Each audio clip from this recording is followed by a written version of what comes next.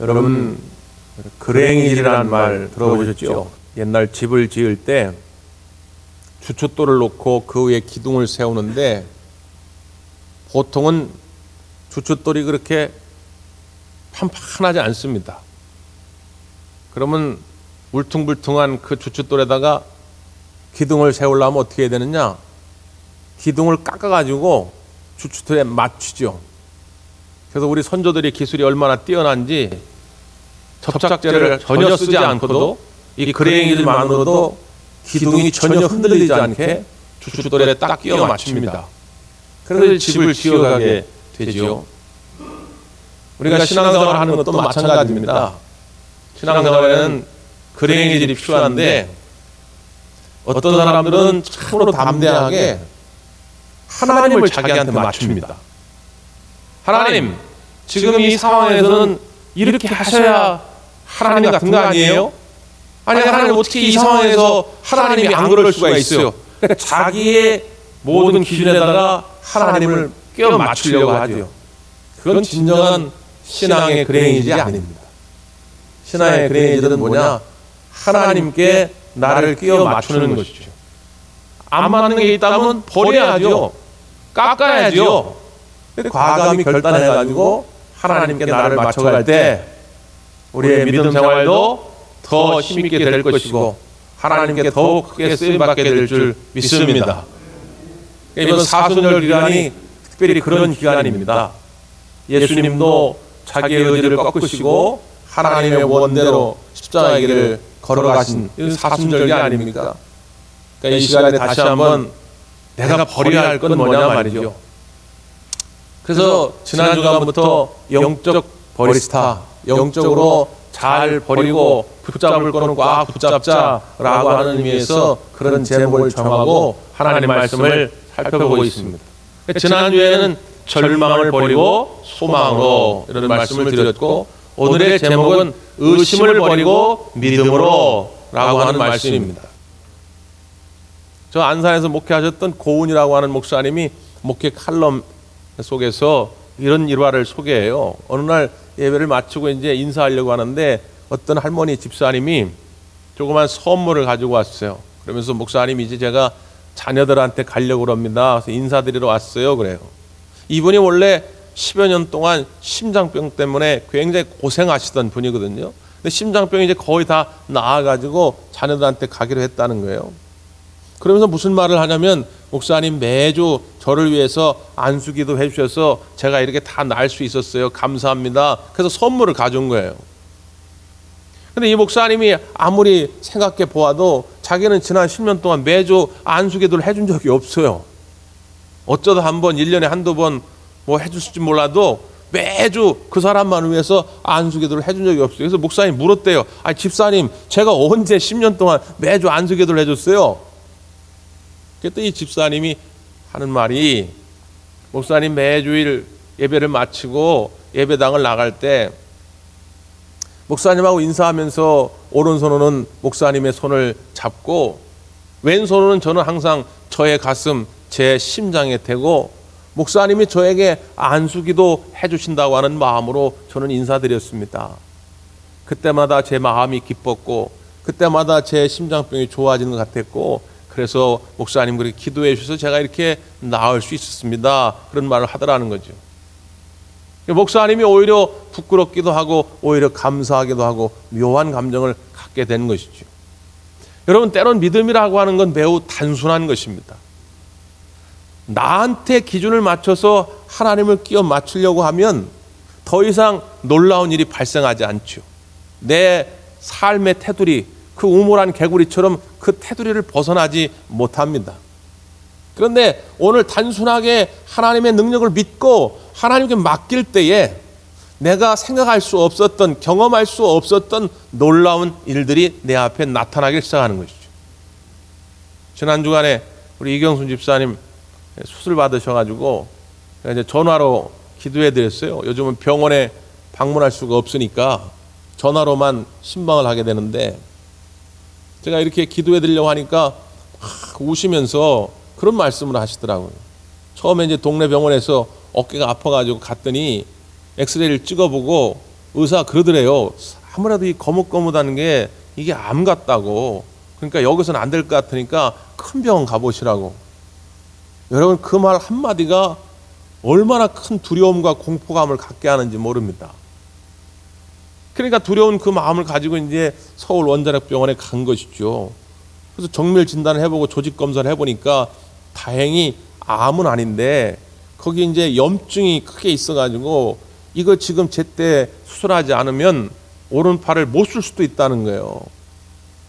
그래가지고 원래 일정에도 없는데 그 의사가 이 환자는 너무 급해가지고 안 되겠다 해서 다른 일정을 미루고 우리 집사님을 수술해 주신 겁니다. 그러면서 그런 이야기를 해요.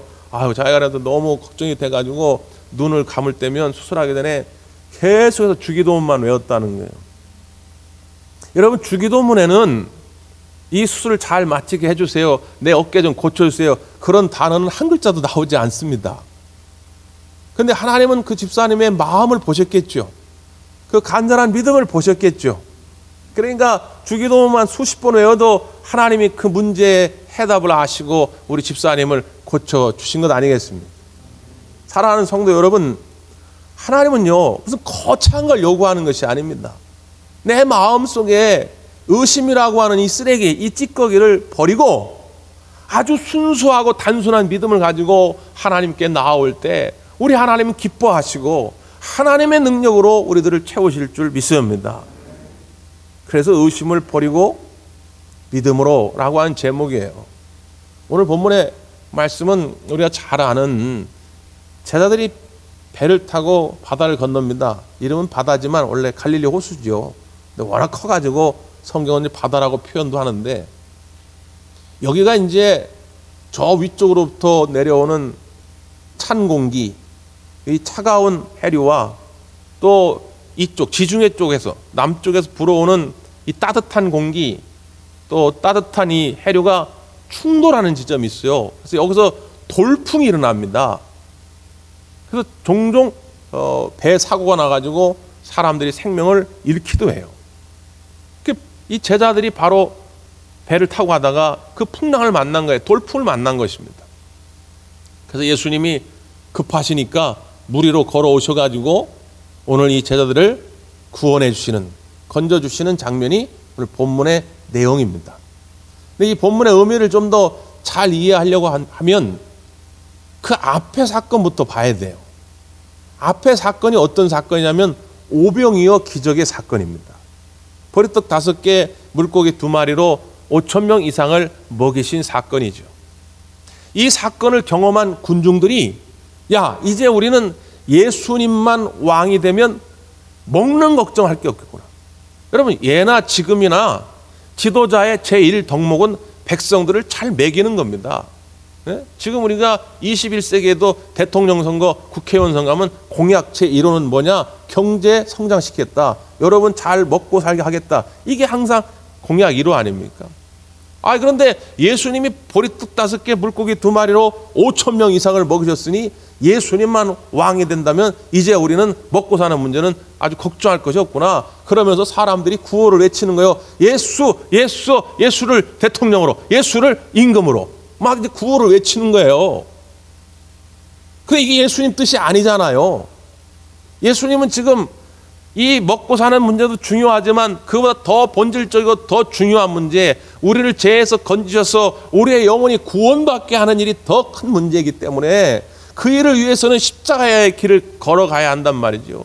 근데 여기서 무슨 이스라엘의 왕이 되고 로마의 왕이 된다고 해가지고 그 문제가 해결되는 것이 아니기 때문에 군중들을 흩으시는 겁니다. 그리고 철없이 군중들의 분위기에 휩쓸려가지고 같이 연호했던 제자들을 먼저 배 태워 보내고 예수님은 혼자 산에 오르사 기도하러 가신 거예요. 그 장면입니다. 그러니까 제자들 머릿속에도 그렇지. 내가 잘 선택했다. 내가 내 생업을 버리고 예수님을 쫓을 때는 나한테도 웅대한 꿈이 있었는데 드디어 예수님이 이제는 본 모습을 드러내시는구나. 예수님만 왕이 되면 나는 오른쪽에, 나는 왼쪽에, 나도 뭔가 큰 자리를 해야지. 막 이런 부푼 꿈을 안고 있는데 갑자기 풍랑에 불어가지고 배가 뒤집어지게 생긴 겁니다. 이제는 죽기 일보 직전이에요. 여러분, 사람이요, 죽음이 코앞에 다가오면요, 돈이 아무 필요가 없습니다. 지금 당장 죽게 생겼는데 돈이 억만금 있으면 뭐 할 겁니까? 지위와 권세가 있으면 뭐 할 겁니까? 좋은 집과 좋은 차와 좋은 옷이 있으면 뭐 할 겁니까? 사람이 죽기 일보 직전에는 오직 한 가지만 생각납니다. 죽느냐 사느냐. 내가 여기서 살 수 있느냐. 제자들은 지금 거기에 집중하게 되는 것이죠. 그래서 예수님이 무리를 걸어서 오시는 겁니다. 예수님이 무리를 걸어 오시는 장면은 여기밖에 등장하지 않아요. 왜냐? 여러분, 사람이 물 위에 서면 밑으로 꼬르륵 가라앉는 것이 하나님이 만드신 질서입니다. 하나님의 원리, 원칙이에요. 예수님은 하나님의 원칙을 깨는 분이 아닙니다. 근데 여기서 왜 무리를 걸어서 제자들에게 오셨느냐? 내가 바로 이 만물을 지으신 창조주 하나님의 아들이라고 하는 걸 친히 보여주시기 위함인 것이죠. 내가 이 풍랑도 잠재울 수 있고, 내가 이 무리를 걸어갈 수 있고, 내가 죄악의 수렁에 빠진, 죽음의 늪에 빠진 너희들을 건져낼 수 있는 유일한 메시아라고 하는 걸 예수님이 보여주시기 위해서 친히 무리로 걸어오신 것입니다. 그래서 제자들은 이 사건을 통해서 창조주가 되시고 만물의 주인이 되어주시는 예수님을 만나게 되는 거죠. 그 예수님을 바라보게 되는 것입니다. 이때부터 소위 말하는 믿음의 기도가 시작이 됩니다. 그렇구나. 내 생명을 건지실 분은 유일하게 예수님밖에 없구나. 우리가 죄에서 헤어나오려고 애를 써봅니다. 구약의 시대의 율법들을 준수해 봅니다. 이스라엘 사람들처럼 난지 8일 만에 할례를 받아봅니다. 그런다고 해가지고 우리가 구원함을 받을 수 있습니까? 우리는 죄 때문에 저 영원한 벌, 영원한 죽음 가운데 있어야 하는데 그 영원한 벌과 죽음으로 태어나올 수 있는 가능성은 제로입니다. 불가능해요. 만약에 그 가능성이 0.1%라도 있다면 저한테도 좀 소개해 주십시오. 그러면 교회 다닐 필요 없어요. 거기 가면 됩니다. 근데 우리는 가능성이 없어요. 그런데 우리 예수님이 십자가에 달려 죽으심으로 말미암아 그 불가능한 생명의 삶을 가능케 한 것입니다. 그래서 우리는 살아나게 된 줄 믿습니다. 그래서 기적 중에 기적은 내가 살게 된 것이죠. 오병의 기적도 크지만 이거는 내가 산 그 생명의 기적에 비하면 아무것도 아니에요. 병든 자가 고침받는 거, 무리를 걸어오는 거 큰 기적처럼 보일지 모르지만 죄인된 내가 구원받게 된 기적에 비하면 아무것도 아니라 그 말이죠. 그렇다면 가장 큰 기적이 나한테 일어났으니 그 기적을 예수님이 하나님의 사랑으로 나한테 베풀어 주셨으니 이제 그 외에 다른 자그마한 기적들은 얼마든지 주님께 구하면 이루어질 수 있겠구나, 이런 마음을 갖게 되죠. 그때부터 믿음의 기도가 출발이 되는 거예요. 그래서 베드로가 무리를 걸어오신 예수님을 보면서 정말 예수님이 하나님이시구나, 정말 예수님이 메시아가 맞구나 라고 하는 깨닫게 되니까 주님, 예수님이시거든 저한테도 무리를 걸어오라 명하소서라고 말하는 것입니다. 그랬더니 어떻게 예수님이 대답합니까? 우리 28절 29절을 한 번 더 읽어보죠. 28절 29절 시작.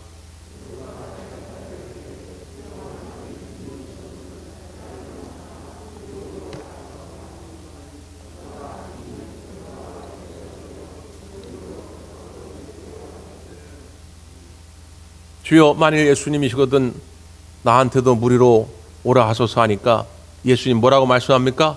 오라.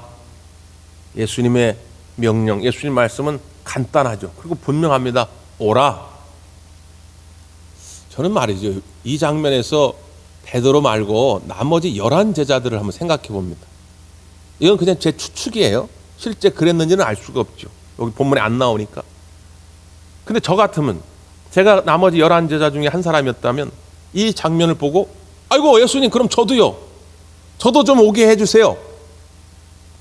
그럼 예수님 뭐라고 하셨을까요? 넌 안 돼, 이렇게 말하지 않았겠죠.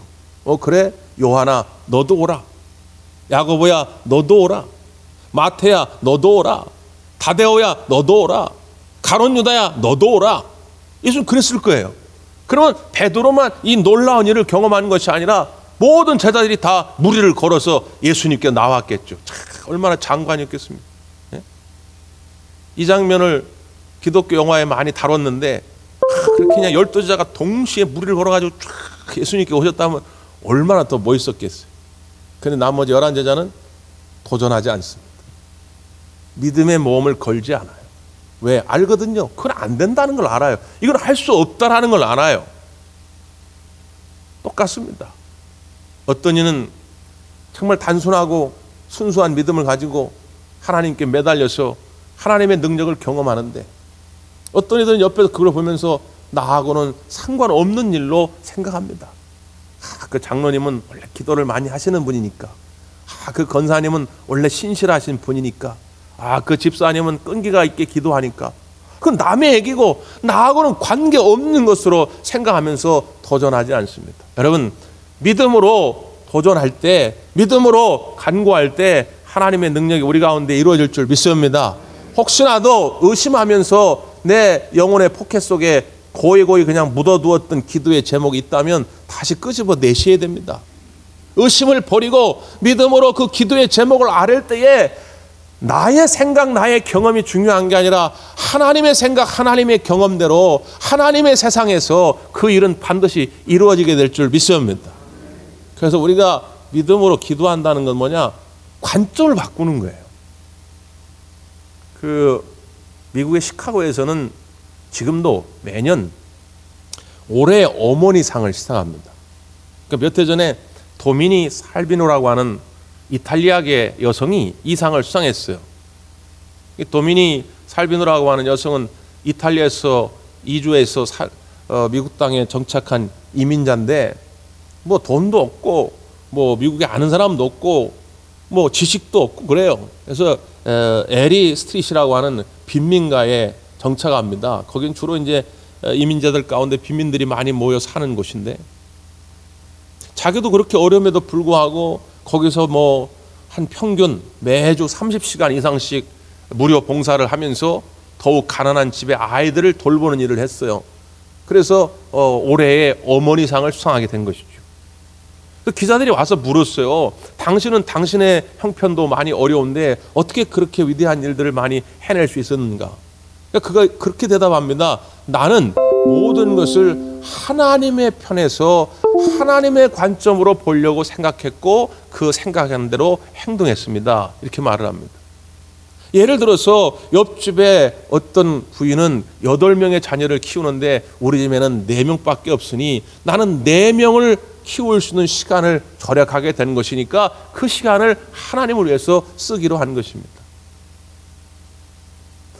이웃집에 어떤 부인은 나이가 60이 넘었는데 나는 아직 49, 아직 50도 안 된 젊은 사람이니까 나에게 젊음이 있다고 하는 것, 건강이 있다고 하는 건 하나님을 위해서 쓰라고 하는 것이니까 나는 그렇게 사용하기로 한 것입니다. 우리 집 남편이 돈을 그렇게 많이 벌어오는 사람은 아니지만 알코올 중독자가 아니고 건강한 정신으로 내 일을 함께 도와줄 수 있으니까 나는 그것에 감사하고 내가 주님의 일을 하게 된 것입니다. 그러면 여러 가지를 소개해요. 내 입장에서 보면 늘 불평하고 불가능한 것뿐이죠. 돈도 없지, 지식도 없지, 아는 사람도 없지. 그런데 하나님 관점에서 보면 그게 그렇게 중요하지 않더라는 것이죠. 내게 있는 작은 것이 하나님 앞에 붙잡힌 바 되면 놀라운 능력과 기적의 역사가 나타날 거라고 확신하게 되니까 그런 일들을 하게 되는 것입니다. 여러분, 이제 믿음으로 말미암아 여러분의 관점이 하나님께로 향할 수 있기를 간절히 바랍니다. 무리를 걸어가는 것이 내 관점에 보면 크게 보이지만 하나님 관점에 보면 아무것도 아닌 거예요. 풍랑이 잠잠게 되는 거 내 관점에 보면 어휴 그런 일이 다 있어 하지만 하나님 관점에서 보면 아무것도 아닌 거예요. 지금 여러분 앞에 놓여진 문제가, 장애물들이 내 관점에서 보면 크게 보일지 모르지만 하나님 관점에서 보면 아무것도 아닌 것이죠. 하나님께 맡겨 드릴 수 있기를 간절히 바랍니다. 근데 문제는 왜 생깁니까? 왜 시험이 찾아옵니까? 왜 절망하게 됩니까? 베드로가 무리를 이렇게 걸어가다가 오늘 말씀 가운데 보면 30절이죠. 한번 읽어보죠. 시작.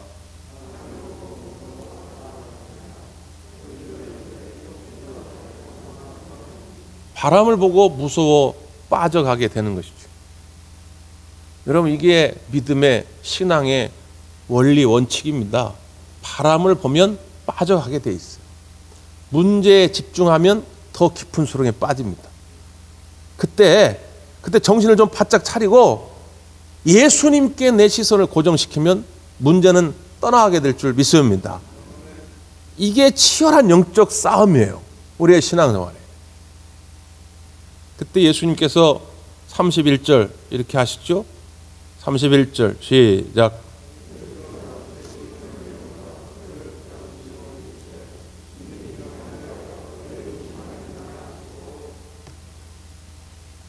믿음이 작은 자여 왜 의심하느냐. 여기 믿음이 작은 자라고 하는 표현은 교회를 안 다니는, 예수님을 안 믿는 사람들한테 쓰는 표현이 아닙니다. 예수님을 아예 안 믿는 사람들, 구원의 밖에 있는 사람들에게는 믿음이 크고 작음이 없어요. 그냥 예수님이 나의 죄를 위해서 십자가에 죽으셨다 믿음으로 고백하면 구원 받는 겁니다. 거기에 무슨 믿음이 크고 작음이 있겠습니까? 그러면 믿음이 작다 크다라는 말은 누구에게 쓰는 표현이냐? 바로 우리들에게 쓰는 표현입니다. 이미 교회를 다니는 사람, 그것도 10년, 20년, 30년, 40년을 넘게 다닌 사람들. 그런데 믿음이 큰 자가 있고 작은 자가 있다는 거예요. 여전히 어린아이처럼 믿음이 자라지 못하고 있다고 하는 것이죠. 어떨 때요? 바람을 볼 때, 인생의 문제를 볼 때. 그랬더니 예수님이 왜 의심하느냐, 믿음이 작은 자야 말씀하는 거 아닙니까? 그러면서 주님이 즉시 그 손을 잡아서 일으켜 세워주십니다. 오늘 이 시간에도 주님이 우리에게 다가오셔서 즉시 손 내밀어 우리를 잡아 일으켜 세우실 줄 믿습니다. 다시 믿음의 세계로 나아가야죠. 이 사건이 있은 다음에 게네사렛이라고 하는 동네에 이르렀어요. 거기에 이제 예수님이 오셨다는 소문을 듣고 사람들이 몰려들기 시작합니다. 그 예수님을 만나러 온 사람들이 독특한 행동을 해요. 어떤 행동을 하느냐? 자, 36절입니다. 36절 시작.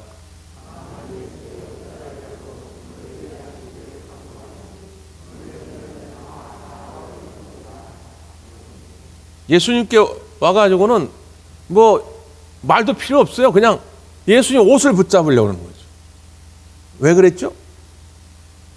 요 앞에 마태복음 9장에 보면 어떤 사건이 있었냐면 예수님이 많은 사람들과 막 뒤섞여가지고 길을 가는데 갑자기 가다가 발걸음을 멈추시고 제자들에게 나에게서 능력이 나갔다는 거예요. 그러니까 제자들이 아니 예수님이 보십시오. 지금 사람이 한두 명이 아닌데 누구랑 부딪혔는지 알 수도 없는데 누구한테 능력이 나갔냐고 찾아라 그러면 우리가 어떻게 찾습니까? 아니다. 분명히 내게서 능력이 나갔다라고 하니까 그때 한 여인이 나타나서 내가 12년 동안 혈루증을 앓게 됐는데 차마 사람들 앞에서 그 혈루증을 고백할 수가 없으니까 옛날에는 그 혈루증이 불결한 병이라고 여겨졌기 때문에 사람들 앞에서 말을 할 수가 없으니까 그냥 속으로 예수님의 옷자락만 살짝 대도 나을 거라는 믿음을 가졌다는 거예요. 그래서 아무 말도 없이 예수님도 모르게 그냥 살짝 옷을 댔는데 그 병이 나음을 얻게 된 것이죠. 이게 온누리의 소문이 난 것입니다. 그래서 사람들이 나도 그 예수님의 옷자락만 붙잡으면 그냥 손만 갖다 대면 나을 거라는 믿음을 가지고 왔어요. 그랬더니 어떻게 됐다고요? 손을 대는 자는 다 나음을 얻으니라. 그 믿음이 그들에게 나음이라고 하는 기적을 얻게 한 것이죠.